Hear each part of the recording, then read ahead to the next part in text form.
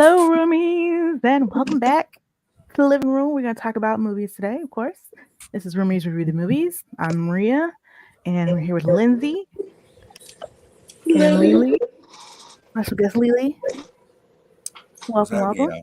yeah? So, Roomies Review the Movies. Lindsay and I were college roommates.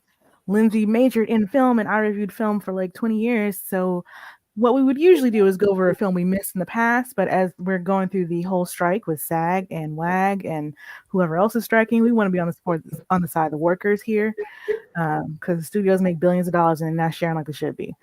So we are concentrating on movies that fit within that. So there's A24, which is agreed to all of SAG-AFTRA's demands, and then also independent films who would not be subject to all that. So it was my choice to pick for Lindsay's film that she's never seen before. And she let me know that Lily wanted to watch a horror movie next time we got together. So I had to pick Midsommar. Midsommar is 2019 horror film by Ari Aster. You may have known his previous work. I think it was There's Something About the Washingtons or the Johnsons, which was like a little internet film. And then also Hereditary. Wait, I'm sorry. Time out. That's that guy. Yeah. He's the one that's behind There's Something About the Johnsons. Yeah.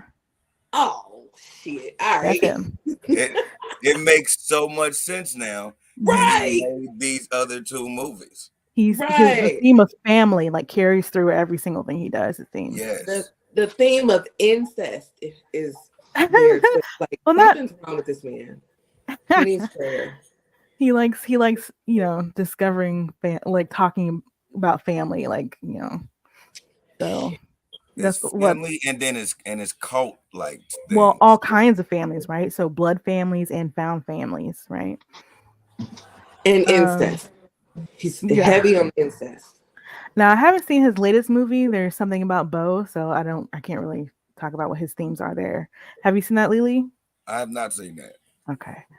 I know my friend Bill saw it and he was really into it, but he also really loves this movie too. So Midsommar, anyway, again, 2019 film. We have Florence Pugh as the lead, and we also have Jack Rayner, William Jackson Harper, which you might know as Chidi from The Good Place show, which is a really, really good show. It's really, really good. Wilhelm Blomgren, Elora Tertia, Archie Mendique, and Will Poulter, who plays, they're really just their friend Mike, who I just cannot stand. But yeah, it's a co-production between the United States and Sweden. They actually did film in Sweden, which is cool. There are lots of things in this movie that you won't get on the first watch. It definitely, I think, improves on the second watch because you see many more of the hints, foreshadowing. You see many more of the themes, like how they kind of rhyme or repeat in the movie, how things are going to be headed and stuff. Like, for instance, early on in the movie, after Danny has lost her family, she's talking to Christian on a couch, and there's this big painting behind them, or maybe when she was in bed, there's this big painting of a bear and a girl with a crown kissing the bear. And so that kind of plays into what happens later. Yeah, yeah, exactly. So these would be things you would maybe see later, or if you look at things you missed videos on YouTube, or what happened in the movie, or explain the ending, those things will come up. So things like that are in there, which I just love little things like that. Right. So we start off with Danny, who has a sister who's bipolar and is dealing with a particularly dark time in her life. And they've been emailing each other, and her sister sends her this really kind of cryptic email, it's really dark now. Mom and Dad are coming with me. Goodbye. And so Danny, of course, is worried, and she calls her boyfriend up about it, and he doesn't seem really responsive too much, right? He seems kind of disconnected from her. And later we actually see that her sister had hooked up the car so that the exhaust would come into the house, into the parents' bedroom, and to her bedroom. Like, she had it all taped up and everything on her face to ensure they all die. Mm-hmm. And so they all died in her sleep, and Dane lost her entire family in one night, which I can only imagine how traumatic that must be. I can't even imagine. pick me up off the floor because that's where I'm gonna be for the next couple weeks. Yeah. Next probably years. Like honestly, Right. Yeah. I So I was can't. about to say a couple of weeks, man. Do you really love us, Lindsay? God damn. She said give it 3 to 5 business days, okay? Right. Now I'll be back at it. Gotta go Right. to work, right? Gotta go. I gotta get shit done. Yeah. Don't worry about it. Whole family dead. That's cool. I can make another one. Let's go. So she she's going through it, and Christian is half-heartedly there for her. He's kind of feeling like he's really only there out of obligation and history, not because he actually wants to be there with her. And like we even see him talking to his friends, and they're like, why don't you just break up with her? You wanted to be out of this relationship for like a year, just let it go. But that's of course before he gets the news about her family died. Now he feels like he can't break up with her. Yeah. And I get it. Like, you're gonna be the Right. boyfriend who broke up with a girl after she lost her entire family. Right. Like that's terrible. I'm gonna just go ahead and bite that bullet because he wasn't there. Excuse me, he wasn't there anyway. So he really wasn't. And it probably would have been the healthier thing, but like after you get that news, you kind of I can understand like being like, oh, maybe I just can't do this right to her right now. Yeah, not right now. He would have to do something to make her be like, all right, I'm out. That's how I would play it. I'm like, I'm not breaking up with this dude. Make them mad at you. Yeah, he would have to be mad at me. Yeah. I'm gonna play it like Lindsay with when we all die. I'm gonna give it a couple weeks and then I'm gonna be like, hey, this right here. I mean, I get it. I'm gonna always be there for you, but I gotta move on for real. Yeah. And let's see. So, she goes to. I mean, I hate Christian so much. Christian and Mike, like, oh boy, cannot stand these two. So like, yeah, she's in the depths of her grief, and he's like, hey, I'm gonna leave to go to a party for 45 minutes. Shut up. Right. Right. Terrible. And then of course he's surprised when she wants to go with him. But of course, because why would she want to be there all alone in her grief? What are you doing? Like, of course.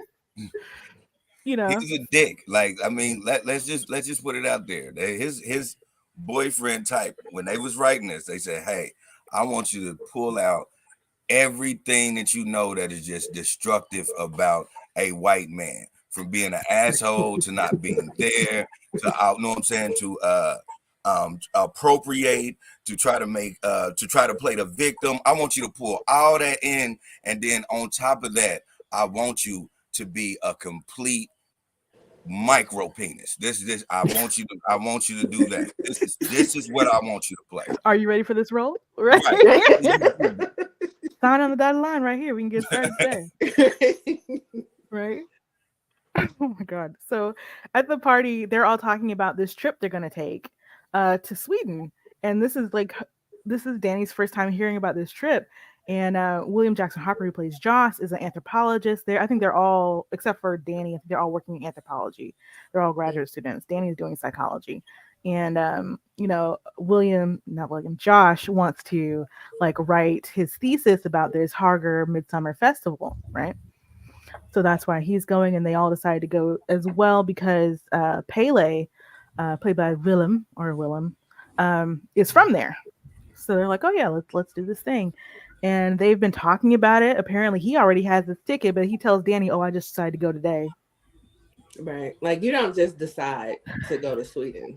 Like, that's something that's kind of planned out. Right. She's like, you already have your ticket, so how did you just decide to go? Why lie? Like, right. I don't understand. What's the point of that? She really just wanted to have a conversation about the trip. She really just did want to talk about it. She wasn't mad. She was just shocked that you didn't tell her. Right. And he turned it around on her to make her be like, oh, no, I'm so sorry. I'm not attacking you. Mm-hmm. Yeah, he played it. He played it real good. For no reason. She was not mad. Right. Just to be for what? Yeah. So, and she goes over and talks with them, and he's like, oh, by the way, y'all all know about it. Actually, y'all invited her. Like setting up this whole thing because he's such a freaking coward. Mm-hmm. And but Pele is like really excited for her to go. He's actually engaging with her. He's trying to connect with her in an empathetic level. He's talking about how he lost his family. when he was a kid, so they can kind of bond on that level, and he tells her more about his home life or whatever, and when he starts talking about like family and stuff, she gets choked up and like goes to the bathroom. And I love this shot because she goes to the bathroom in the apartment, and then we see it's actually the bathroom on the plane. Yeah, I love that transition. I really liked as well when she walked into the apartment, and it was this one shot of them sitting on the couch and in the chair, but they had that mirror right there, so it was showing Christian and Dana and then talking, and it was just that one shot. I was like, no, that's a really cool shot. I love it. I do love mirror shots where they use the mirrors so you can see the whole thing. Yeah, they use like one cut through that whole ordeal, so I really like that. So they get to and like Mike this whole time is just like, I don't know, he's very like a Family Guy dude. I don't know, like like he's like, can we go to some sex clubs in Stockholm before we get no Mike, no, we're not doing sex tourism. He's trying to enjoy he's young, he's living his best life. He's not writing his thesis over this. So this is not something he got stock in. So he wanna make sure, hey, if we're gonna actually have some extra fun. Like I get, you're going here for research, and then because white people talk to each other, they ain't gonna say that in the movie. But he knew that he was gonna steal his as soon as shit was getting fired, he was gonna take that from him. But he's just trying to live his best life. I mean, he's just really just distasteful. I mean, but I get it, right? Yeah, he's just going to have a vacation, really. Yeah.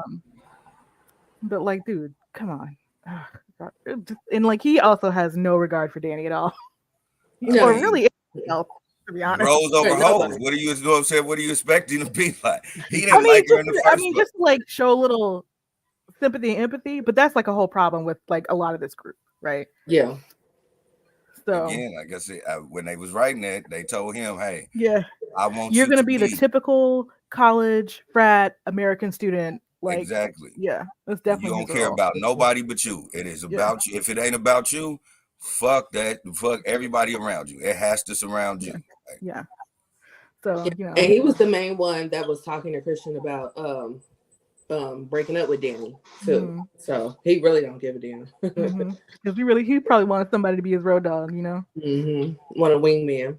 Yeah, exactly. So they get to the commune, and their first stop is like, I guess, meeting everybody who's coming in from outside, and everybody's doing shrooms, right? And again, Danny's like, I'm not really ready. I just got here. Like, give me a few minutes, Right. Let me get situated. But everybody else is ready to go, and Mike especially is like, right. At least he's like, okay, well, I'll wait with you. But Mike is like, don't. Mike is like, doesn't want them to wait, and he won't wait for them, basically. And so he's like, no way. I'll just do it now, basically. Just forget it, Yeah, there's no way at all. I would be taking shrooms from some random people in a field. Like, no. Well, no, this is Pele's brother. I don't care. He's random to me. Or whatever. He's random to me. I don't know these fools. And we just met up with them in a field. I know. How did you know they was going to be in this field? Right here. Well, he knew where to go, because they have this festival every year. I know, but it's so freaking weird. I was like, no. I mean, I don't blame you. Yeah. Don't get candy from strangers and all that, right? Yeah. No, I'm not doing it. So they are all tripping on shrooms, and Mike is freaking out and trying to tell everybody what to do. Exactly. Hey, that was in the beginning. That was the best part to me, because that showed everything that he was. Everything has to be about him. Hey, listen. It shouldn't be. I don't like this. It shouldn't be. It shouldn't be daytime. Y'all all need to lay down. Like, right. No strange people. Like, then why did you come? Right. I'm high. This got to be about me right now. Right. He's very paranoid, and everybody else is really just kind of chilling until somebody once again mentions family, and Danny is triggered. Like, she freaks out. of course, and like, cause like I can't imagine trying to deal with that amount of grief, just like Yeah. constantly on your back, and like, yeah, at the mention of family, I would be like, whoo. So she's trying not to freak out. She's trying not to break down, in front of Mhm. everybody on this trip or whatever. And everybody's tripping. She runs across this crowd and they seem to be laughing at her. And then Pele comes. It was a Pele or his friend, I can't remember. It was like, they're not laughing at you. They're just laughing because everybody's high, basically. And so she runs into what looks like a bathroom and like lights a match because there's no light in there. And she sees her sister behind her in the mirror. And she freaks out and runs, just runs, which can't blame you. Right. I would too. Yeah. But they eventually find her later asleep, and everything. And they're all like confused about the time because, in Sweden, during certain parts of the year, the sun never sets, depending on where you are. So you get that midnight sun. And it actually happens to be her birthday. Pele remembers, Christian does not. Yeah. Of course he does. Pele, yeah. And they've been like, they asked, like, they run into another couple who came in from London with Pele's friend. And they're together and they ask, Danny, like, oh, how long have you been together? Just getting to know each other. And Christian's like, oh, 3.5 years. And Danny's like, actually 4 and 2 weeks. Right. Yeah. And I was like, oh, so you gave up 3.5 years in is what I'm saying. No, I mean, for him, yeah, but I will say that is common. We don't remember stuff like that. Yeah, that's common for sure. But I mean, for anybody in a relationship, especially if you've been together for a while, it's like, oh, how long have we been together? Yeah. But for his character, it's very much like that's when he gave up. That's when he completely gave up. Yeah, he was done 3.5 years ago. Well, I think 6 months. 6 months and 2 weeks ago. Yeah, 6 months and 2 weeks ago. Now, I'm saying he was done 3.5 because in his mind, that's what it was. It was 3.5 years I've been miserable. Maybe. Gotcha. You know what I'm saying? That's tough. 3.5 years. Yeah. To be miserable. So, they get to the commune and they're, meeting everybody and all that kind of stuff. And they talk about how, how they live and everything, how every 18 years is a different point in your life. The first 18 years you're a child, the second you're on your what they say, pilgrimage. So you're just basically kind of like traveling and everything, seeing the world. And then you come back when you're like 36 and then you're working for the community. And after like, what was it, 55 or something, you're a mentor to the community. And then that's like 55 to 72. Right. And so Danny's like, well, what happens in 72? And Pele goes like this, like draws the hand across his throat, like you cut off your head kind of motion. And everybody's like, ah, ha, ha, ha, whatever. So, and he's telling them about the, like, how they all stay in like different places. And you see all the paintings that are all around the room and everything. And the paintings actually foreshadow things that are going to happen in the movie.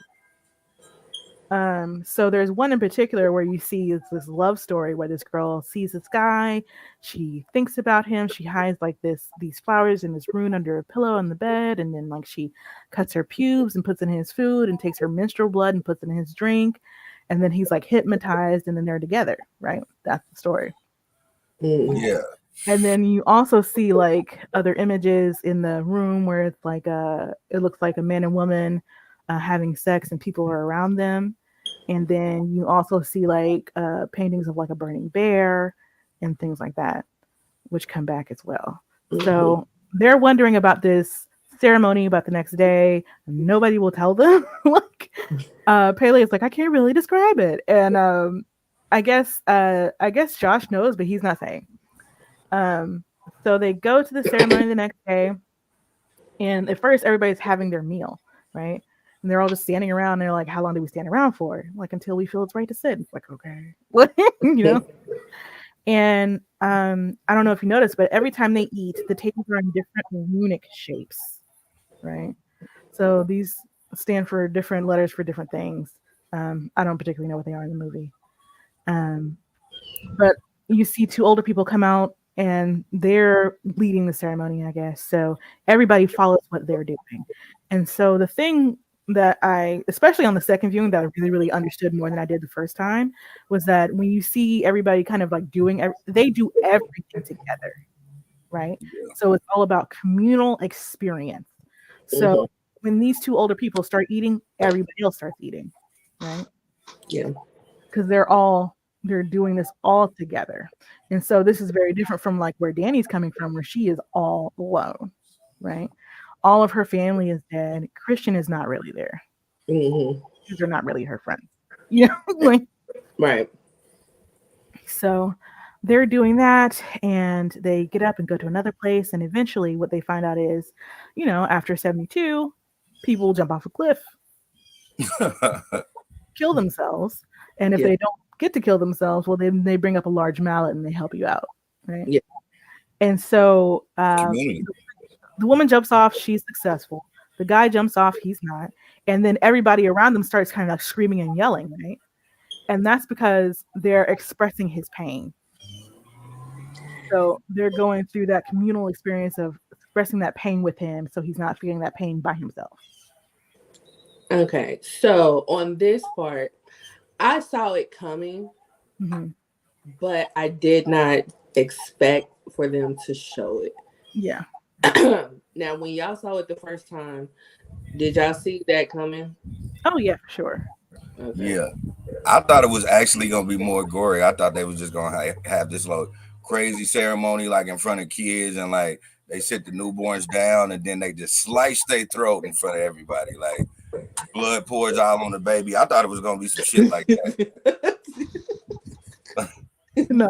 That's probably more hereditary. I thought they was going to fully go there. That's probably more hereditary than Midsommar. Right. So, it gets pretty graphic and it can be disturbing. I do appreciate when they do smash the older dudes in face with the mallet. There's no noise. Yeah. All the noise drops out. So that makes it a little more easier to watch. Yeah. Yeah, but when they do that with the sound, that does make things a little scarier. It can. Yeah. For me, it made it a little more easier to watch because then I didn't have to hear crunch and squelch. Like yeah, right. Sound like a watermelon. Yeah. Yeah. No thanks. I'm good. Because even I watch with the captions all the time, and so when he jumped off, it said thud, but it was really like a juicy thud, and I was like, yeah. So of course, but I knew it was gonna be some mess because when she jumped over, she went head first. When he jumped, he just jumped in. Yeah, like he just jumping in some water. Yeah. So I knew he wasn't gonna die. Yeah, he didn't do it right. So I wanted to see more of when he fell because like it should have been more than his leg just blown out like that. Like that shit, it should have been real. I would have liked it if it was like real graphic where he didn't feel like that, so his body slams too, so he didn't crack shit open, so it just like half of his spine just hanging over and in agony and pain. For me, I'm just a gory guy. That would have made me like, yeah, there we go. I'm not too much into like gore, like a lot of like super bloody gore. That kind of makes me sick. I can't. Like what was it? I saw the last was it Scream 4 that came out some years ago, whatever. And I was like, oh, I can't do this anymore. It's too much blood for me. Like, unless it's like cartoony, like Kill Bill. Yeah. Then it's like, oh, I don't know. I don't know if I could do that. But this was okay. I could do this. I'm a D movie horror guy, and like from like the early 80s. And I know all of them, like that's how they start making they start making gore films. And so I'm into gore. Yeah. So they I don't know why Paley was like, oh, I can explain the ceremony to you. I was like, I feel like you could. Right. So, Danny is freaking out. Well, Danny actually is silent during this whole thing. She actually just watches. And Christian is like throwing up. And then you had the two kids who were like from the UK watching it, and they're freaking out, Okay. Fuck this shit. No. Don't do this. Don't jump. Whatever. We're leaving. I don't blame them. I would want to do too. I probably would have done the same thing. See, both of y'all were going to die. Yeah. Listen, I grew up in the hood. One thing I do know is what you don't do is express how you feel in front of a gang. You don't stick around, you just leave. Now, you don't say, Right. yeah, you don't tell them nothing. You just slowly but surely walk back. And if they ask you anything, say, I'm just going to lay down. And then you just try to figure out how to leave without them knowing. Yeah. You just gotta leave. Yeah, exactly. Because later on, it's like the guy, I think, what was his name? Simon? Simon and Connie, yeah. Hmm. So Simon and Connie, who are from the UK, and they're like, we're leaving. And Connie is telling Danny about how they're gonna leave, and she's packing up and everything.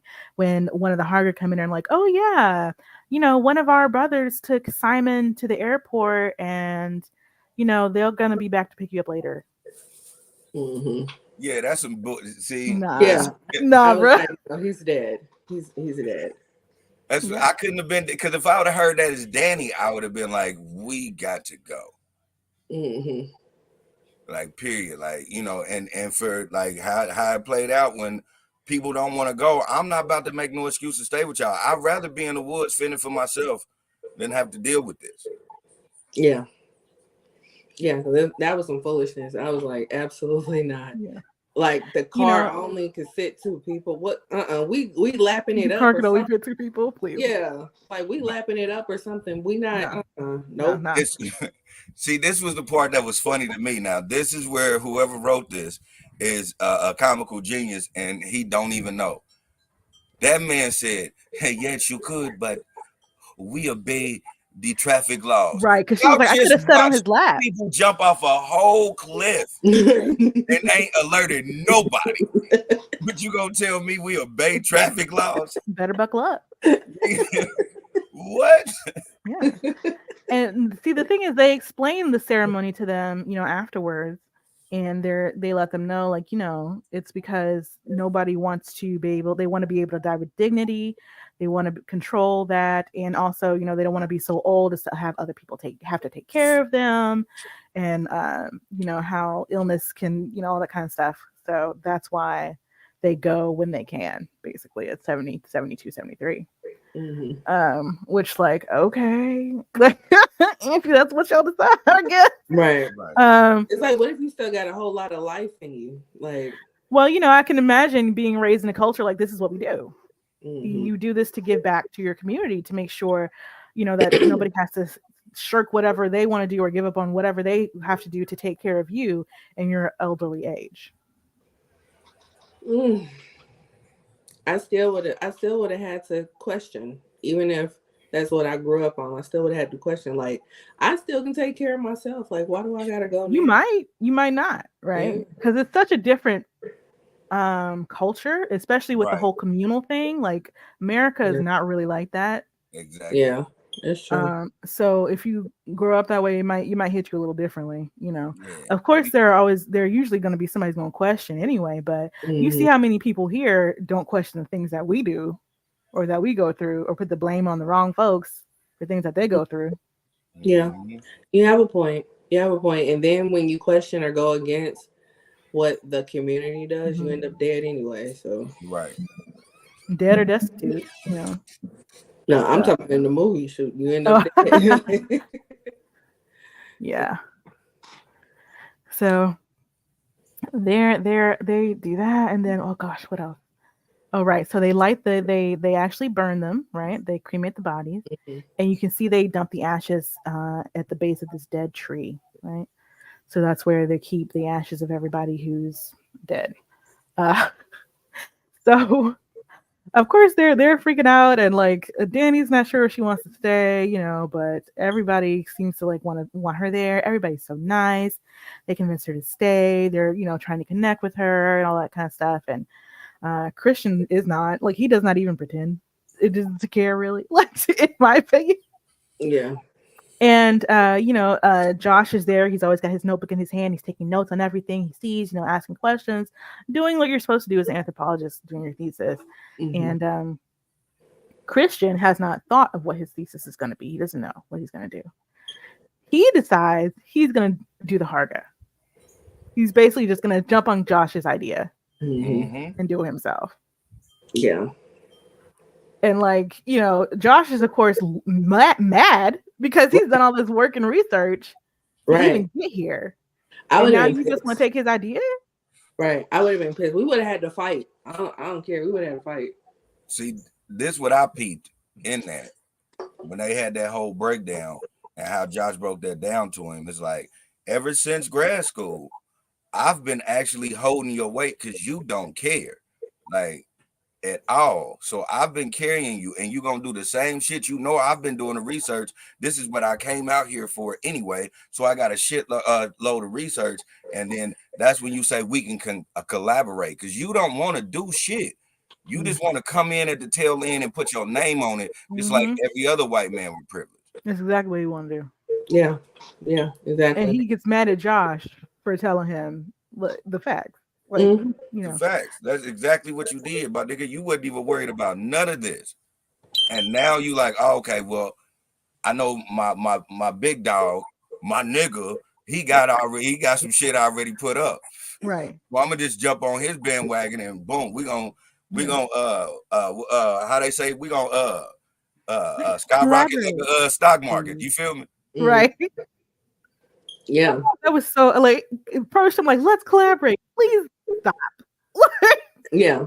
And then on top of that, he went to Pele and asked for permission first. Right, he went to Pele first. Yeah. And that's what white people do. Josh goes to Pele later, and Pele is kind of like, I don't want to be in this, which I understand. Yeah. Like, this is nothing to do with me. I'm gonna tell him what I told you. It's the same. Y'all do that between yourselves. Right. Y'all I wouldn't even be involved in that either. Yeah. I mean, I get Pele's position, but that was foul as hell. Like, we would have had it was. I would, because like, okay, cool. Too bad there's no cell signal out there, of course, right? The first thing you got to do in every modern horror movie is kill the cell phone. Yes. Because I would have been like, hello, Dean? Right. Like, you spent all this time, prep, money, all that just for you to just come on and backdoor me? CC to the entire department. Like, this where you know all and I hate to say it like that, but you know me, Lindsay. I'm sorry for doing this on a different podcast, but you know how I get down. Hey, I call white people out on their shit. The thing is, this would hit me harder about that whole thing with Christian and Pele. They both knew that this dude was coming down here to do research on Midsommar. They knew that. So even when Christian came to Pele and was like, this is what I want to do my thesis on, Pele should have been, nigga, you need to take that up with Josh. I'm not signing on until you talk to Josh about that shit. Yeah, you got a point. You got a point. He turned around and was they like, should have settled you gotta that shit. Collaborate with Christian. Because he came to me first. Man, he told me, people. Like, I can ask the elders for you, and that's really all I can do. Yeah. Well, I'm gonna ask on Josh's behalf, not yours. Yeah, they definitely should have settled that before even coming out there, because everybody knew why Josh was coming out there. Well, see, Christian didn't have any ideas about what he wanted to do till he came out there. Right. Exactly. Because like when they were discussing the trip, Danny's like, well, maybe you can get some inspiration, since he didn't know what he wanted to do. And I don't know about you, but for me, travel usually helps me have like some kind of epiphany usually about something, whatever. And so I can understand like, oh yeah, I mean, it could help me clear my mind, get a different space so I can like actually figure out what it is that I want to do, not steal from my friend. Right. That's what I'm like, because it does. It inspires you. What it told him was, hey, shit, I could talk about this and I ain't even got to do all of it at all. I'm going to just take it from him. Like, that's what it is, man. Like, so, so Josh is trying to get information about what they do, and they're showing him like their sacred texts and everything. And they also tell him about this one kid they allowed to be inbred to be a messenger from the gods. Okay. Because they did earlier ask about, what about incest? Because this is a small community. So that is definitely a concern. Like, I don't know, like my dad grew up in a very small town, in Missouri, and like you have to be careful about dating your cousins. So you got to go out of town to date somebody else. Right. You can't date nobody in town because right? Everybody's pretty much your family. Yeah. Right. So Good thing he I found my think mom thousands that's of happened miles away. to the majority of Midwest black families. Yeah. You got know what I'm saying? Or even out down south black families, because my pops is from Greenville and Indianola, Mississippi, and their whole motto is they say that's cousin, but that ain't blood. Close enough. Let me go to a Mm-hmm. different town. Right. Right. They right over from the next town, but they could y'all cousins, but y'all ain't blood. Right. I'm not even fooling with a play cousin. We're good. I'm gonna go to the next town. Right. My dad went because it was Arkansas, College Station. Mm-hmm. So extremely tiny. But yeah. Right. So fair question. And so they're showing him the books and everything, and he wants to know, like, can I take pictures of the books? And they're like, absolutely not. Under no circumstances can you take any photos of these books.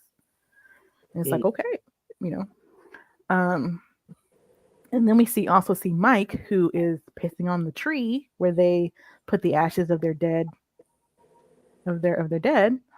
Yeah. And I'm just like, and he's like, I didn't know. It's like,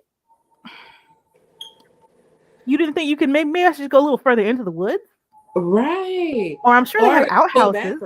I'm sure they have outhouses. That's what I'm like. I just figure, how big is your dick that you just feel like you could pull it out in front of everybody on a tree? Hello? There are people all around you. Yeah. Right. It wasn't like he walked too far off. That nigga walked 2 feet and pulled his dick out. Right. Because that tree is right next to the little crematory. Right. And I know you saw them burning the bodies. Man, look, it was in broad daylight and like just plain field. This is the only tree and it's over to the side dead. Like, you didn't even try. You just said, I'm just gonna piss, and that's just what it is. Yeah. Like, you ain't seen nobody else do anything of the sort since you've been there. You couldn't even ask? Right. Like, there's nothing about what's going on at this Midsommar that would make you think that this is appropriate. But whenever you go to anybody's house, somebody's new culture or whatever, like, you don't just do things because you want to. And he's disrespectful the entire, like, even from the minute he gets there, like, when especially like their first meal, like when the elderly couple is having their last meal, he picks up his glass before anybody touches anything. Like, he's just gonna start eating and drinking. I'm like, do you see anybody else doing that? Like, right. Like, he's just mad disrespectful. Very, like, the whole thing. And like, one of the Hargers see him and they get livid, because I would be too, because you're pissing on their graves of their beloved ancestors. Right, like, literally. And they have a lunch after that, and the guy who was mad at him is like giving him this death stare. Like, he is not even eating, he's just staring straight into his soul. Mm-hmm. Man. And he's like, I think he's gonna kill me. I was like, yeah, I think you're right. Because like, that was the smartest thing he thought the whole time in the movie. It was smart because it was legit. Like, I think they're gonna kill me. We need no react. Like, now everything is making sense to you. This weird ass Somerville ass place where everybody got on white. They're lily white people. I just pissed on their grave. Somebody gonna hurt me. Like, somebody about to hurt. Like, all of this is coming to him right then and there. Right. Yeah. Right. He has an epiphany. He's like, oh, there might be a consequence for my action. Right. Yeah. Mm-hmm, yeah. Oh, right. So when they ask about, the incest, they're told, outsiders are brought into the commune for mating purposes to avoid incest, right? Yeah. So later that night, Mark is lured away by the group by one of the female Hargas and is murdered in the woods. And that night, Josh sneaks out of bed and actually takes photos of the commune sacred text that he had been warned not to take photos of. He is caught by the Harger that's inbred, and he's wearing Mark's skin. He's wearing Mark's face.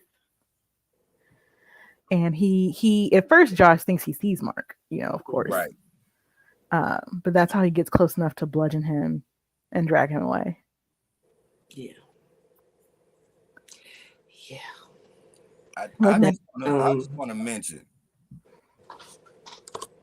how fantastical, and I said fantastical, how fantastical the kill had to be, where they kept his whole face, like the hair and all, like they just like pulled it off and put it Surgical. on this big face ass nigga.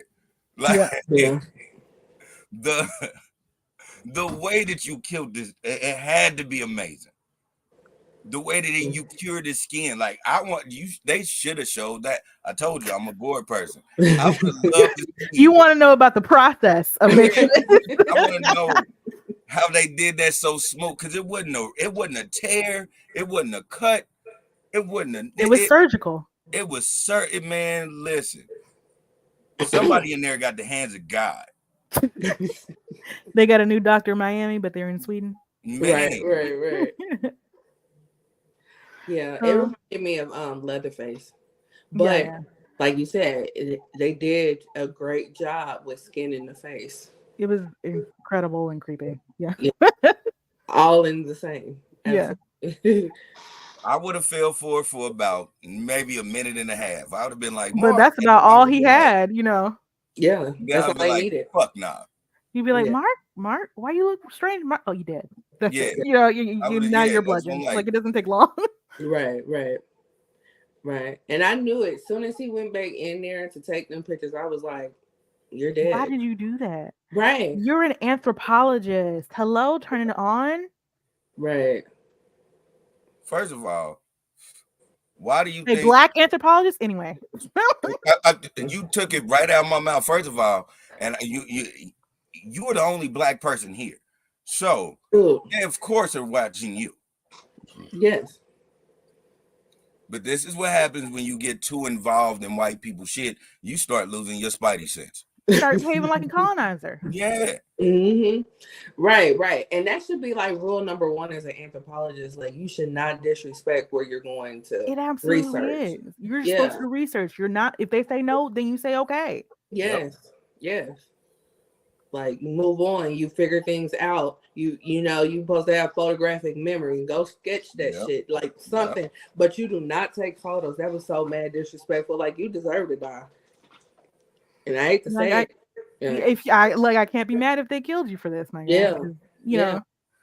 Yeah. I mean, you know, as a black anthropologist, you decide to go ahead and disrespect an indigenous culture and their religious texts. Why? And they got the upper hand. That's the kill part. They got the upper hand. You were out there all alone. Yeah. Like, you 4 hours away from any modern civilization. Is it worth it? No. That's when you'll be around too many white people. And his mind, he said, my thesis is gonna make me world famous. Okay. That's what over the top white people do. But there's not even a cell signal out there, so it's not like he could send the pictures to anybody. Yeah, but the thing is what over the top white people went on that is because they have contingency plans when they walk up into a fucking place they don't know nothing about. Yeah, they bring guns. You know. Yeah, exactly. Like, you did this, and you just like, I'm a black ninja. This shit out. Yeah. In a room full of white folks. Yeah, you're not doing nothing, bro. Especially with their sacred texts. Yeah. Anything people don't just leave those unguarded. Yes, absolutely. Like you supposed to, especially as a black person, because you self-preservation is key. You supposed to be like, at the end of the day, I want to leave here. Right. So I'm not gonna follow your rules until I'm out. Mm-hmm. Yeah. And you think you smarter than the average bear to go back at night for something as sacred as that? Like, no, come on, dog. Don't do it. Yeah. But I was happy he wasn't the first to die. He was the first we saw die. No, the elderly people killed themselves. Oh yeah. But I'm talking about like a murder. He was the first murder that we saw. Well, technically, no. The first murder that we seen was the parents. Yeah. Oh yeah. Yeah, and then he wasn't even the second murder that we saw, because the second murder technically we saw was when they threw that little boy in the lake with that big ass rock on it. Huh? Yeah, remember the I whole think you scene? saw. I think you saw the longer cut. Yeah, I seen the longer cut. Yeah, that's the scene that's not in this version. Oh yeah, they tossed the little boy in the lake to see how brave he is What? with a Yeah, bunch of that's rocks the on him, cut a big scene. ass rock. Oh Yeah, wow. I think I heard about that one. I just haven't seen it yet. But yeah, that's a cut scene. So it wasn't in the version that we watched. Okay. So where did you watch your version? Um, I watched it on. I remember the first time I seen it on Hulu, and then now that I'm watching it, I'm watching it on my bootleg, my Blitz. Yeah. Okay. So, So it's um, worse. yeah. Well, it gives a little bit like more definitive things, and like I think there's another scene that's like a nighttime scene. But it like shows you kind of. I think there's like more with like Simon and Connie. I think there's another scene with them or something Mm. that's not in this one. But I haven't really seen all those, so I can't really say for sure. Um, so they're also like being drugged frequently. Yes, Like, they're super high. This is the yeah, whole They- thing in a nutshell. These niggas is even yeah. Danny is self medicating every night, getting old boy sleeping pill. Right, right. Because Mhm. she's having nightmares where she's seeing her family in place of the Hargis who had jumped off the cliff and everything, and like, she's having this other one, this abandonment nightmare where all of them leave in the car and leave her there, and like exhaust comes out of the tailpipe and out of her mouth and everything. Like, so Mhm. she's of course still going through her trauma because it's been what 2 or 3 weeks since Yeah. everybody died in her family. Yeah. Um, so the following day, they take this another hallucinogenic tea, right? And Danny is a part of this maypole competition, right? And so this is where I don't know, because they did maypole things here when my mom was a kid. So like you dance around a pole and you wrap this ribbon around it, and people wear flowers and stuff, right? For Mhm. the first day of spring, something like that. And so this one is like based on an old folk legend of theirs where the Dark One came and like made them dance until they died. So now they dance until they decide to fall down, right? Yeah. So it's Kind of like musical chairs. no, not That's what really. it reminded me of. Because the last person standing, The last person. Oh, I see what you mean. Yeah, yeah. yeah. So they all take this hallucinogenic tea and they're asking like, well, what is this? They're like, it's spring water with special properties. Mm, okay. That shit looked like a bowel movement after you eat Chipotle. It little. Oh God, what are you eating at Chipotle? I mean, your bowel movements at the Really Chipotle good. is You need to go to the crazy, doctor, ma'am. girl. Maybe you shouldn't be eating Chipotle. Well, Right? I put everything in my bowl now, and then with the corn and all. Maybe Chipotle just ain't so, for you, girl. so that's why that's why your bowel movements after that look like Chardonnay with lemon pepper in it. Like, god Yeah, damn. that was like dandelion tea. I don't know why they would look That like that. that when they was mashing it up, I was like, Those were dandelions, huh? yeah, that Mm. shit look Dandelion tea is a gross. real thing, by the way. Oh, I'm cool. Yeah, people actually. Yeah, I've actually eaten dandelions over one of my homeboys' house. You can cook them like greens. Yeah. Mm. Mhm. Yeah, that Now shit. they won't make you hallucinate like No. this. So they And if you added cook them right, they don't taste bad. They don't They taste don't like taste good. greens, but they don't taste like grass either. Yeah, So what they taste like. It's dandelion. like it's like right before greens and raw. You have to try it. Yeah. Okay. But so they take this hallucinogenic. It's like I love how they do like the backgrounds, where the backgrounds look kind of like they're breathing and moving and shifting. And one of the things that Danny always sees when she's taking these hallucinogens is like the ground growing into her, right? So Mm. like first time she sees grass coming into her hand, like she's part of the earth and the earth is part of her, and she sees it again when they're about to do this dance competition. Mm-hmm. And so they just dance and they switch up and like you just dance until the last person is standing, and then that person is the May Queen. So Danny wins. Mm-hmm. She's the May Queen. She gets this extra big flower crown, and she gets to sit at the head of the table. And they try to make her eat this raw saltfish for good luck. That was still moving. Yeah. Yeah. Yeah. Now that's the part that had me like, I mean, they could have paced it because they kind of shoved it in there like it was a dirty, nasty movie. It was just like, you gotta see if you can swallow it whole. Like what? Right. Can I get a smaller one at least? You know, does it have to be alive? Can we kill You walking around with the mandingo of fish, it? and you trying to shove it down this young lady's throat, sir? Yeah. Let me get an anchovy or something, maybe. Right. You know, I really like anchovies On pizza. I just eat it Disgusting. Disgusting. because it is very salty. I really They like are very salty. That's why I don't like them. I like sardines. I do not like anchovies. anchovies. But anyway, yeah. So at the same time, Christian is sitting towards the side where all the spectators are like watching the dance, right? And Danny wins and she looks at him, you know, she's happy she's won. Everybody's doing this, which is like sign language for clapping, applause. And Danny's not Danny, but Christian's not even looking at her. He don't even notice. He does not care. Yeah, because he got drugged again. Well, he gets drugged right after that. I And thought he got drugged while he was watching the dance. he did, but it was right after she won. Yeah. This lady comes to him and like she brings him the drink and he's like, what is it? That's when she's like, spring water, special properties, and he just drinks it. So again, do not take candy from strangers. And so now he's drugged and they lead him into one of their buildings and everybody's naked. Ari Aster loves naked people in his movies. It seems like there's a lot of naked people in Hereditary. And in this one, you have this scene here. And so he's led to this girl who's had her eye on him this whole time. And the girl did exactly what we saw in the painting with the pubic hair and the menstrual blood. And like you can see it when they had all sat down to eat one day, like his drink was darker than everybody else's. Mm-hmm. And at one point he's eating, he's like, is this a hair in my food? Yeah. Right. And Mike was like, it's a pube. Yeah.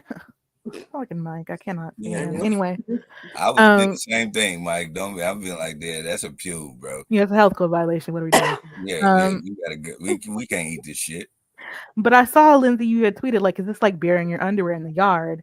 You know, which is something I've heard of before. You know, if you have an object of your affection and you're trying to like make them think about you or whatever, bury your underwear in their yard. I've also heard about like the menstrual blood and pubic hair thing as well in the food. Yes. I've heard about the menstrual blood and spaghetti. Yes. Yeah. That's what I was about to say. Come on, we out from the Midwest, and then again, like I said, I got country roots. My country roots is in Mississippi, which is territory, and it was, you know what I'm saying. I know about the whole menstrual blood and spaghetti. I know they say they put a root on you. You said what? They say they put a root on you. Yeah, they put the root on you. I know about burying your drawers. I also know about I never known about eating the pubic hair, but I do remember my grandma saying, you know, they'll put a pubic hair in this brush. And brush it. So you stay on your mind. Yeah. Yeah. Yeah. So yeah, so you know he's taken the bait. You know, he didn't know it was being fed to him. So really, this scene where he's like having sex with this woman is really a rape scene, to be honest. Because who's being raped? Christian. Okay. Because he's drugged up. Yeah. Okay. You can't give consent when you're drugged up like that. Right. He don't even really know he's drugged up. You know, it wasn't like they said, "Hey, take this drug." You know, when they gave it to him, she said, "It will." What'd she say? To keep you open or like keep you from resisting or something like that. Like it'll lower your defenses. Lower your defenses, exactly. So yeah, and so it's like him and the girl, which is Pele's like, "Oh, this is my sister Maya." You know, and so she just got her. What he said, he just got her pants license, which is basically like she's at the age to allow her to have sex. I thought pants license was hilarious. It's like, do you get a card? Is there a DMV you go to? Take a pants picture? License department. Right. When he said when he said it the first time, he said something in Sweden, and then he did the pants license. So it sounded almost alien. He was like, "Yeah, she got her." Yeah, no, Swedish is a So very it strange makes sounding like, language to our ears. yeah, and I'm like, what? And he's like, yeah, so that allows her to get her fans license. I'm like, first of all, what the fuck is blah blah blah? Like, what is the Cleon shit that you just told me? Even looking at the captions, like I saw what he said, but I could not repeat On the it from captions, like looking at the it captions. said some bullshit. I was looking at the captions. It said like It's a lot of BLZYP. letters, but I'm like, what? yeah, I'll let you handle that, Pele. Like I don't know. Yeah. So she goes in there and he goes in there and he's surrounded by all these other older naked ladies and they're all sharing the moment with the girl, right? So That is so weird. Like, it's very unsettling, right? you would think he would have performance anxiety. Well, he is drugged up. He's drugged. Yeah, that's true too. You Yeah. pop an E-pill, it don't matter who's in the room. They don't know who gave. Well, he don't really know what he drank, you know. Mm-hmm. So yeah, like you said, it could be something to keep you up, right, and keep you going, no matter how weird things get. Yeah. So at one point, one of the older ladies actually like is like pushing his behind. Yeah. Like get in there. It's like, oh right. God.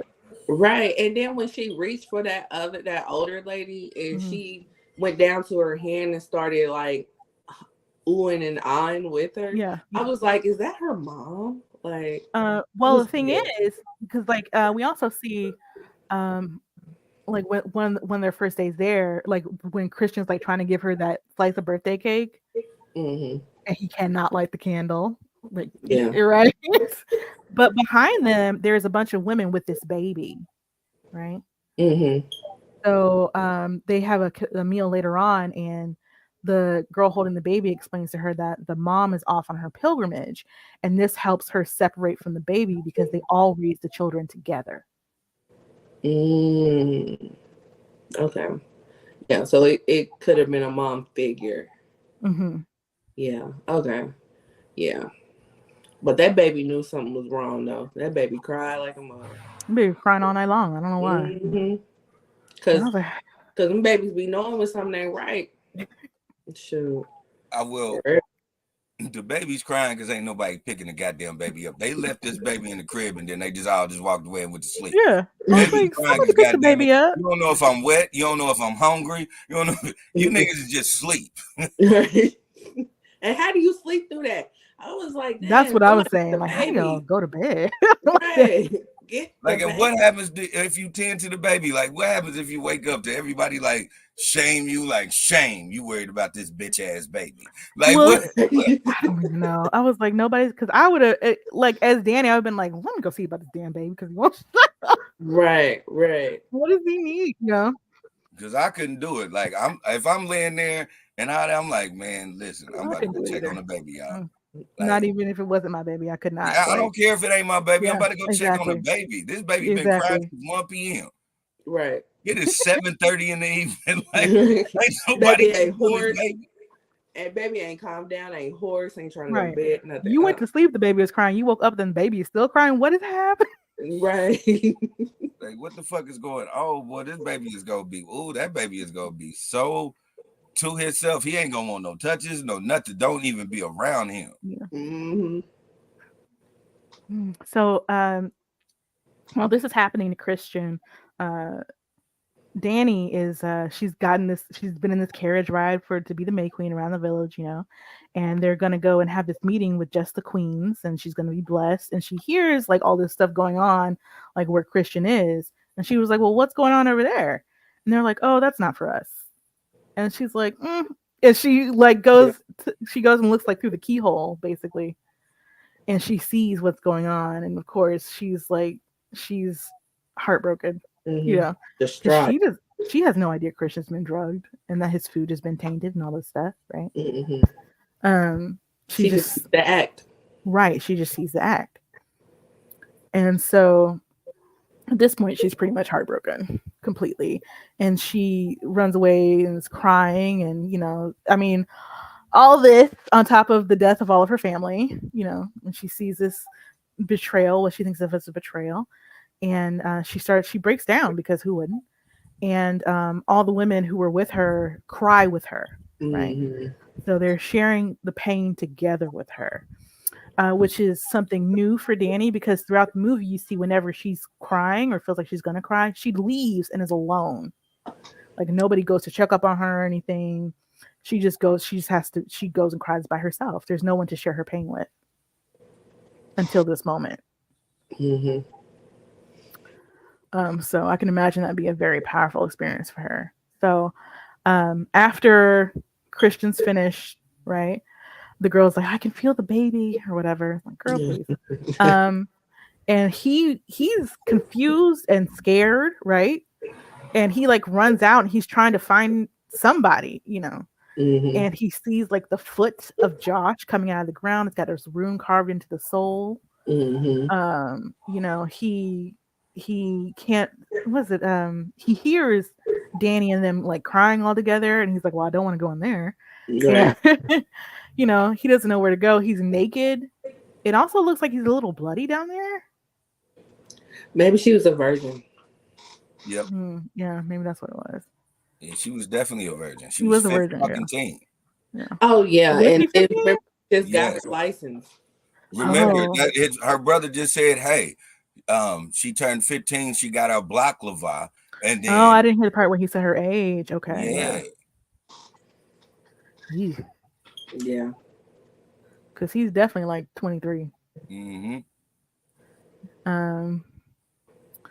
So for the final ceremony, the leaders explained to Danny that the commune must offer 9 human sacrifices to purge the place and protect it from evil.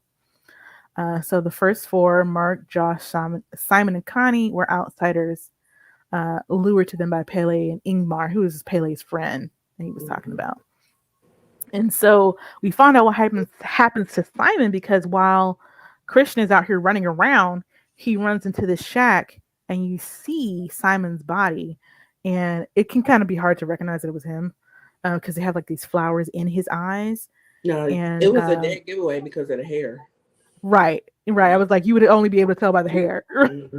And they have taken his lungs out of his body and have him suspended from the ceiling. Yeah. And he is still breathing. Still fucking breathing. I was like, this is fucked up. Yeah. It's very, we don't see what happens to Connie, but who rest in peace. That's when it gets supernatural. And so the next 4 victims, there is the 2 elders, and she also has to choose between Ingmar and one of them and Christian, right? And so she gets to choose, right? And of course she chooses Christian, right? And so they immobilize him, right? They give him this paralyzing agent where he cannot speak or move. And they stuff him into the body of a bear. And we saw this bear when they first came in. The bear was in a cage. And Mark says the only smart thing, which is, are we not going to talk about the bear? Right. It's a bear. You're like, it's a bear. Yeah. No, that's not satisfactory. That's not a satisfactory answer. I know it's a bear. Why do you have a bear in a cage? Right.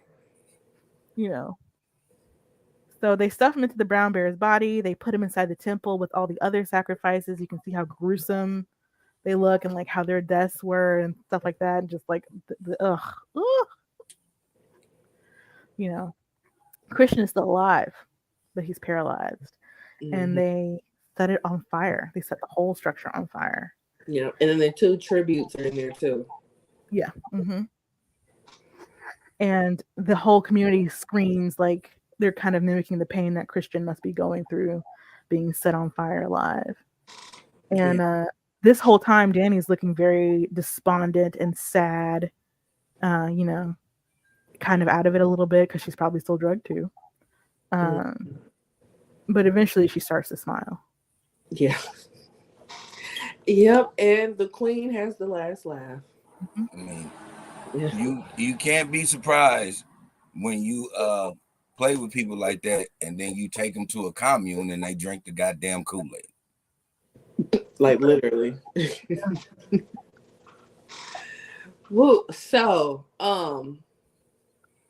yeah. So remember back the earlier in the movie when the guy uh brought the two people from the UK. And remember how he explained them? He was just like, well, we dated and now she's dating him. And the Mhm. girl was like, yeah, we went on one date and I wouldn't even consider that a date. Yeah. And the other two are engaged. Yeah. So I feel like he brought them there on purpose just because he wanted them to die. Well, I think he brought them on there on purpose to be sacrifices. I don't think he cared about them being together I don't either. because that kind of community, like the whole communal aspect, nobody, like even your children don't really belong to you. They belong Yeah. to the whole community. I would be really surprised if he would care about that. Yeah, he really did. He was on a pilgrimage, and so those are the people that he connected with on that pilgrimage. So you bring them back. That's just the whole thing of the like. When I was paying attention to it, it took the second time that I was watching it. When I was listening to them talk, and so I realized like that's what they were doing. From 18 to 36, they go on a pilgrimage, and the pilgrimage is you just finding like-minded individuals, and then you're just bringing them back. Yeah. You bringing them back either to be a sacrifice or to join the community Yeah, because either way, it doesn't matter because you connect. Mhm. So you're gonna connect with their death. On top of if they don't die, you're gonna connect with them living, but you're gonna connect either way. So he wasn't doing it out of spite. He was Nah, actually doing it because he thought highly of him. highly enough. yeah, highly. Yeah. Yeah, you seen how one of the elders was crying over that tree. They speak highly of the dead. Mm-hmm. Hmm. Very revered. So, but one thing people don't talk about in this movie Mm-hmm. that I'm glad you brought up, Lily, is how white everything is. Right? Yeah. All of the characters of color die. The only character that's even kept is blonde, right? Yeah. And there's nobody in the community of color at all. None. No. Yeah, but I mean, we're talking about Sweden, like Sweden has very international places. I Like was about to Stockholm is a say, very international city. Like, okay, because that's what I had started to look up Sweden, but then I did something else because I was just like, what is the demographic there? Like, they can't possibly have that many black folks there, but if it's very international, then okay. But I mean, I did look up to see where they filmed it, and yeah, they did film it in Sweden. hmm yeah, she wasn't Tina Turner before she died when she married yeah. somebody She over married there. a Swedish dude. Yeah, she became a Yeah, citizen actually. she was a Yeah. Swedish citizen. So Hmm. yeah, they don't. Yeah, it ain't like that up there. Okay. Okay. Yeah, Yeah. Except for this colony. Right. right. For this like commune, right? Right. Everything is very white. I don't know how much. Excuse me. I don't know how much Ari Aster planned on that because it's not like really. They don't really talk about it. It's not like really pointed out. Mm. Like to me, if I was like in Josh's position, I'd be like, huh, okay, nobody else has any melanin. All right. Yeah. You Yeah. know? That would have been Yeah. the first thing I look at. Right. Right. Right. It's kind of like ignored. Yeah. It's kind of ignored. So Yeah. that's the thing that makes me wonder like if they planned that or not, you know. Yeah, because this the for me, I feel like whoever made this was trying to make a statement in that, Hmm. um, and I think it went over a lot of people's heads. Yeah, I agree. It did. You rarely hear anybody ever bring it up. Yeah, Mm. But yeah. So Lindsay, I'm glad that you did not have to walk out. Yeah, I did not. I'm glad you didn't have to force yourself to like you couldn't eat anymore. You had Yeah, ate I did. before. I did. And I will also say this: for it to be a 2.5 hour long movie, it Yeah, did not feel like it. it doesn't. Yeah, yeah. Because I know I paused it with an hour left to go, and I was shocked that I was an hour and a half in. Mm-hmm. So Because they move through like the inciting events really really quickly. yeah. They spend all the time like on the commune, except for Mm. maybe like the first 15, maybe 20 minutes, Yeah, maybe right. yeah. So they really want to get into it right away, which is great. Yeah. And then another thing I noticed, because remember when Pele was talking to Danny about his parents, and he was like, "Oh, they died in a fire." I think they died in that as part of building. the sacrifices. They, Yes, they were a tribute. They were yes, tribute, right? Right. absolutely. Yeah. So, I agree. yeah, yeah. And then with the whole community aspect of taking care of the kids, he was 8, so Hmm. the community took care of him from that point forward. Exactly, because he said, "I never felt lost after he Hmm. lost his parents Yeah. because he had the community who was there for him." Right, right. Which will make her all the more better to stay there and be that queen and all that, because Right. she has that sense of family there. And she's lost. Yeah, She's lost her family. yeah. She doesn't really have anyone to lean on at all, Mm, right? And because she actually has this conversation with her friend on the phone, like after she gets that email from her sister, and she's talking to Christian about it. She's like, "I don't know if I'm just being too much or whatever, if I'm leaning on him too much." And her friend's like, "That's what he's there for, you know. mm-hmm. This isn't like some kind of petty concern. Like, this Yeah. isn't something trivial. Right, right. But He should be she able knew to it be wasn't right. there." Huh? She knew the relationship wasn't right. Yeah, she did, but she was trying to keep it. Right. She was still in it, still trying to be in it, and Christian wasn't. Mm-hmm. Right. Because you can see that she does so many things to try and keep the peace, to try and make sure things aren't difficult for somebody else, right? Mm-hmm. To keep that group dynamic together, even though she's the one in the most pain right now. Mm-hmm. She still feels like it's her responsibility to do this, and people just let her. Yeah. Yep. And just let her. So. Mm. I don't know, but I mean, I will say, I mean, even though it was a weird ass movie, I I will say that it went by pretty well. Like the pacing was pretty Hmm. smooth. I can say I pretty much enjoyed it. Yeah, Yeah. I would definitely say, well, watch it again. Hmm. Or maybe just watch the videos that are like, here are the things you missed, blah, blah, blah, explain the ending, that kind of Yeah. stuff. Because there is one point where there's actually like a face in the trees and things like that. Mm. Yeah. It's a lot of Easter eggs. Hmm. Yeah. And I just love those. I think they make for great rewatching. Hmm. Um, but yeah, they filmed in the United States, they filmed in Sweden. Like apparently the shoot was really, really hot, and they had like 120 extras. There were problems on set with like wasps, apparently. There were a major issue. Because they're Mm. filming in summer, so I can imagine. Oh God, I Yeah. hate wasps so much. Yeah. I got stung by one when I was a kid, so I That's don't. enough. Yeah. Yeah. By No, thank you. one. Yeah. On my pinky finger. Oh wow. Hmm. Yeah. Yeah. Do you have any takeaways from the movie, Lily? My takeaway was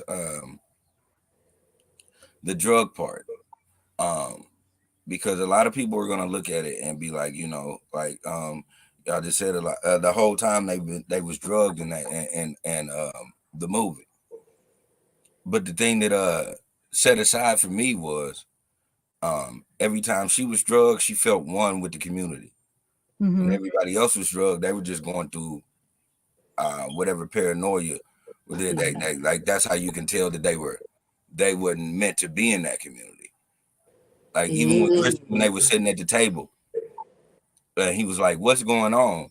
And dude just smacked his hands, and like you seen, it was a barrier between him and everybody else, and everything started getting muffled. Mm-hmm. And he wasn't a part of the community. And you know what I'm It saying? was like he was under hypnosis, or. Yeah, he wasn't supposed to be there. That was the whole thing. That's why he was a sacrifice because he couldn't get with the community. Mm-hmm. Yes, I mean after they got his seed, they didn't need him anymore. Yeah. Yeah, Yeah. that was the whole thing. It would have been different if he would have actually like when that man would have clapped and like that barrier would have been broken. I think it would have been totally different. But you seen it was still a barrier. Like if you pay attention to it, Yeah. it was still a barrier around him, and everything was muffled to him, so he couldn't understand nothing. And Mm-hmm. so, Yeah. Yeah. That's why they didn't clap. That's why they did this. yeah, Because you clap, you've been in and out. Maybe, yeah. Yeah. And then, yeah, like you're saying, it definitely contrasts with when Danny's taking the substances and she sees like the earth, like she feels like she's connected to the earth around her. Yeah, I was peeping that about that everybody being drugged and shit, and everybody getting high, and I was looking like you can tell how certain people's reaction was, but hers was always intertwined with whatever was around her. Hmm. Mm, yeah. Yeah. So that was just about that was about takeaway, like and watching it. Like y'all said, it's one of those movies where you're gonna have to watch a couple of times to actually get it. The first time I watched it, I didn't really trip on how trippy the drugs was for them. And then when I watched it today, I started really tripping on how trippy the drugs was for them. Hmm. You know what I'm saying? The drugs were trippy. Like, and if you even pay attention to certain scenes for them, everything was like distorted. Yes. Yeah. Hmm. Hmm. Yeah, especially when they sat down to eat after she became queen, like some of the food was like moving Yeah, on and stuff. Yeah. Yeah. But they had some really cool shots. Yeah. Really, I mean, the cinematography in the movie is amazing. Yes. Everything is like I love like he took the, because usually horror movies are like at dark at night, cloudy, rainy, all that kind of stuff. This one is all daylight, lots of daylight, yes, Mhm. lots of flowers and greenery and everything, so I like, horror doesn't just have to happen at night, right? Right, right. That's true. And so it doesn't rely on things like jump scares. Hmm. You can't really do too many jump scares in the daytime. And yeah, so I like that as well, especially because a lot of times jump scares are telegraphed, and I hate that. How are you going to jump and scare me if I know you're about to jump and scare me? right. Hmm. Right.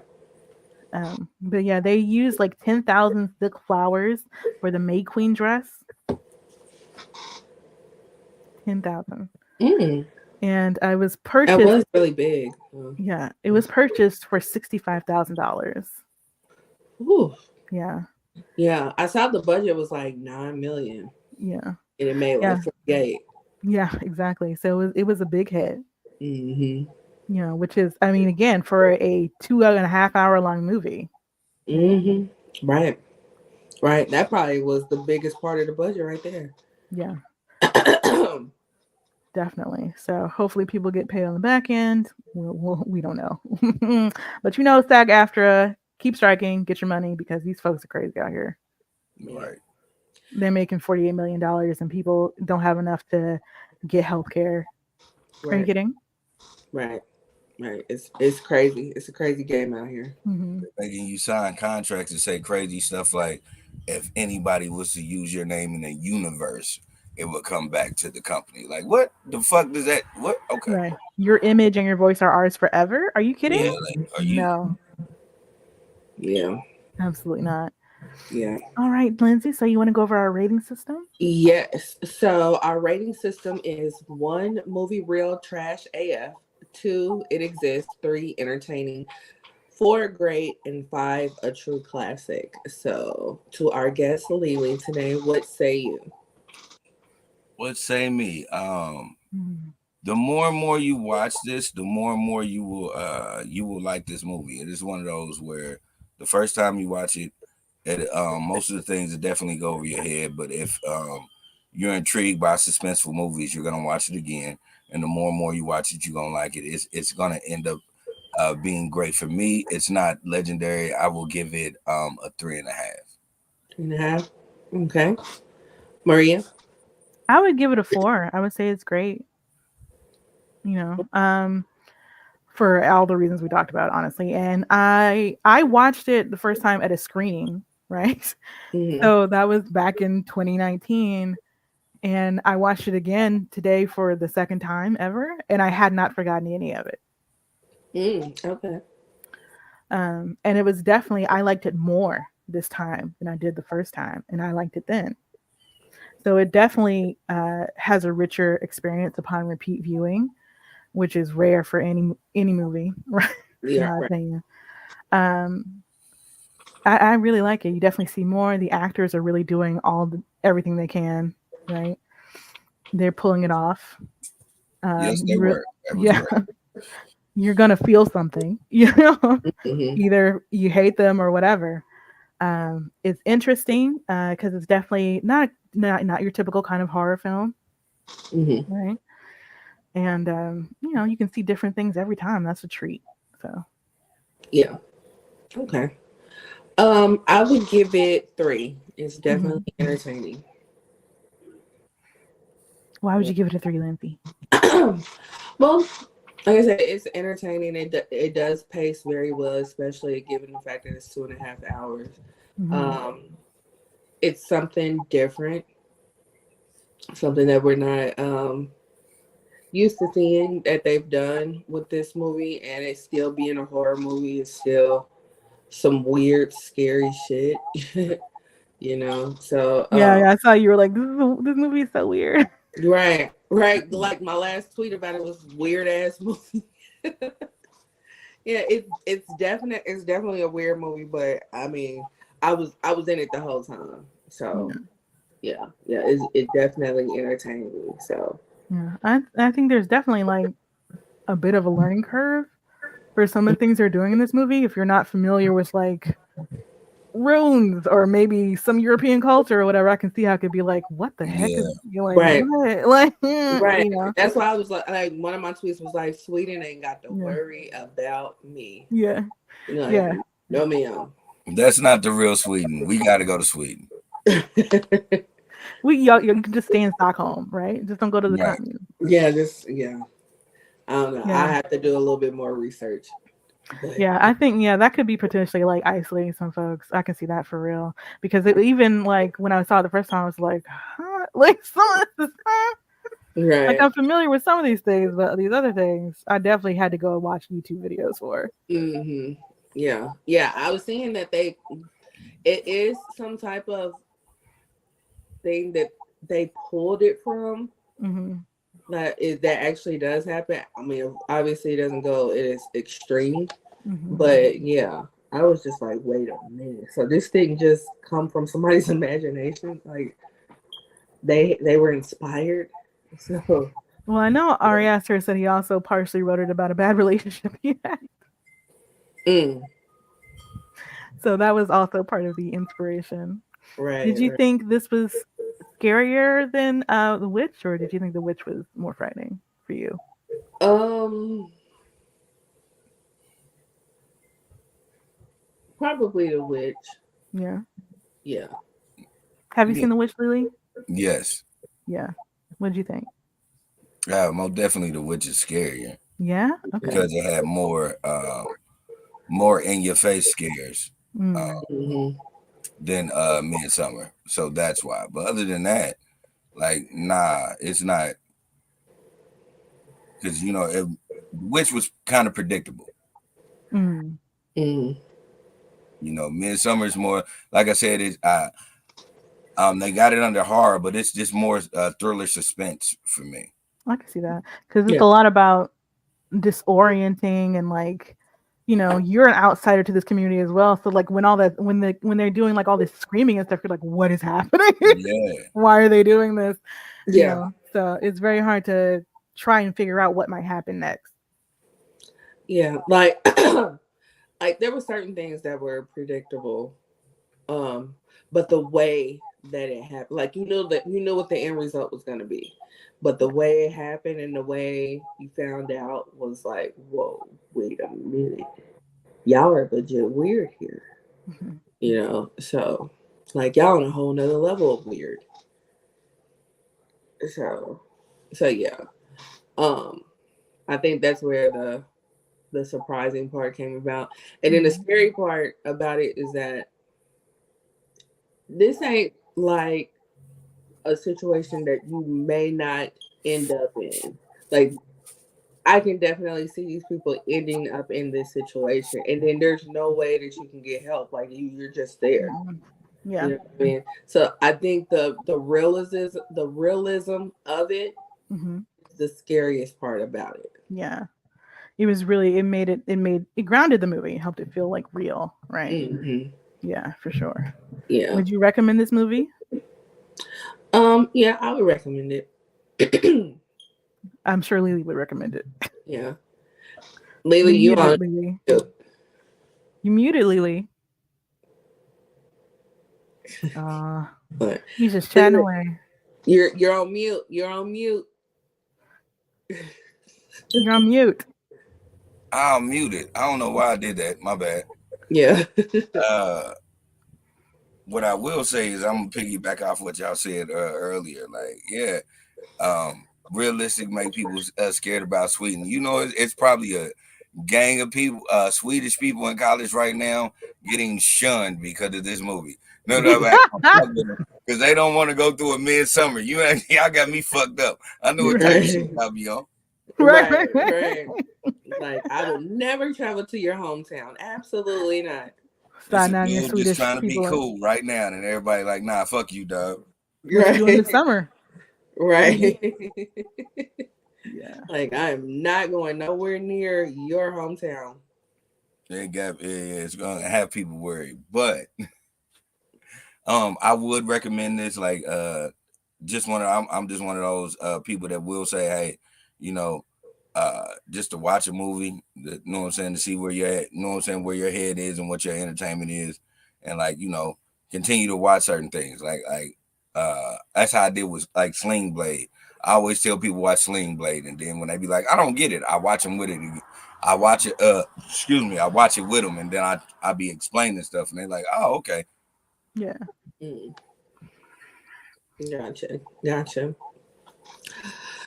All right. So, what do we got for next time? Next week, we are traveling to the world of Tubi again, and we are going to watch. What is the movie called? Everything is Both. Everything is Both. Didn't you talk about this one before? I did tell you about this one. This is the one with Jason Mitchell. Okay. Yeah. So. Yeah. So we will be watching Everything is Both. Okay. And yeah, it would be interesting to get your thoughts on it because yeah. I will give them to you. Yeah. All right. So Lily, where can we find you on your socials? You can catch me on my socials at Official Parker Bros on Instagram, Troy Hughes 82 on Instagram, Lily 6860 on Snapchat. What else? I think that's about it. What's your Twitter? Oh, Twitter is B period capital B period Blaze 82. Yeah. B Blaze 82. B Blaze 82. I'm it's kind of crazy. The reason why that the name is what it is because I used to love Method Man's persona when he used to say Johnny Blaze. So and my years of being a rapper, my hood name, what everybody calls me, is Berta. Don't ask me why they call me Berta, but so I used to moniker when I thought I got real lyrical. I used to monitor my moniker off of that, and I used to call myself Berta Blaze, and so that's where that came from. And I made 82 bars, and it was so it was Berta Blaze 82. I used to do mixtapes, all that shit back then, and like I really stuck to that, and it's there to this day. I'm sorry I had to do that rant with y'all, but I always just like why my Twitter name is what it is. No, that's fine. That's fine. Yeah. Where can they find you, Lindsay? You can find me everywhere at excuse me, at L_Ranelle. That's L_RANELLE. And also on my other podcast, which is with Lily, and it's the Ish We Talk. Mm-hmm. So where can we find you, Maria? You can find me everywhere. I'm pretty much, if I'm on social media, you're going to find me on social media at Valor More Dollars. That's VALARMOR Dollars.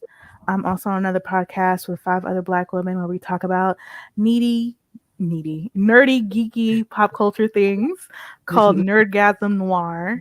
So you can check me out there too. Cool. And we want to thank Lily again Yes, for coming by. Yeah. Yeah, I'm appreciative of y'all allowing me to be on here to just be me. So talk about movies. That's what's up. I've enjoyed you. Thank you for joining for sure. Yeah. That's dope. I was trying my best to keep it low because I know how raunchy I am, and I be watching y'all, and I'm like, she ain't raunchy, like so. No problem. You did a good job. It's fine. You're all good. Yeah. I was keeping it on the leash. I'm like, I'm gonna keep it cool because, like, you know, your stream is your stream, so I ain't gonna go too far.